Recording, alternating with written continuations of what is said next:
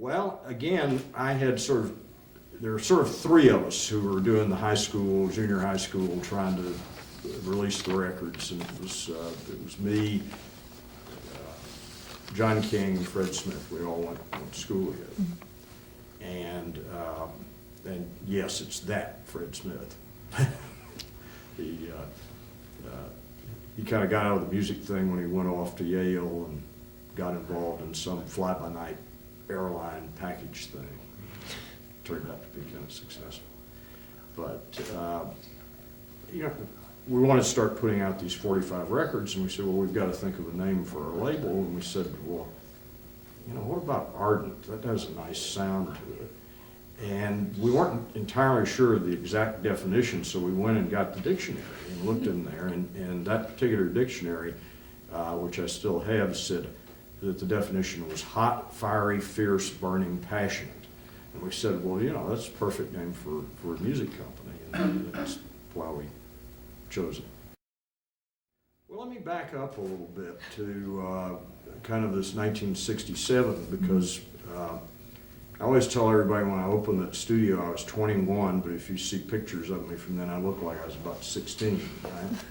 And almost immediately, the Stax Records people started sending us projects that they couldn't accommodate in their own studio. They just had one studio, and they had so many artists, there was no way they could do the volume of recording that they needed to do. And there was absolutely, by that time, we were the long-haired kids on National Street that didn't do anything but listen to that British music. And so, there was no reason for them to trust the long-haired kids, but they did.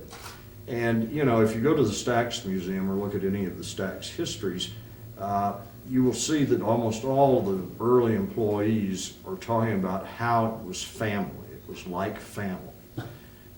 The orientation film for the Stax Museum, it's just great, and people just keep saying that over and over again. And it's true, it was like that, because, all those people started out and kind of worked their way up together. Mm-hmm.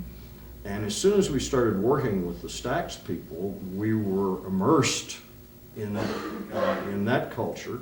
And to some extent, it had been like family back in the home studio, because that wasn't just a place where people came when there was a recording session, but there were a lot of musicians who would just come and hang out. They would be around, and that was, if you went to the early Stax building, went down Macklemore Street, it was the kind of environment where there were musicians around, songwriters around, artists were around, producers and engineers were around, and there would be an interchange of ideas. And if somebody had an idea and the studio was available, they could run right in and try that idea immediately. It was much more spontaneity than the kind of corporatized music business has today.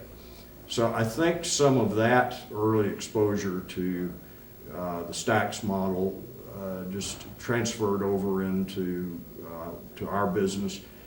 Most of the people who became producers and engineers at Ardent were people who actually learned their craft there, because there were no recording programs. You couldn't go to Full Sail or go to a four-year college and learn how to be a recording engineer. If you wanted to learn that, you had to learn by doing and by apprenticeship. And so we had,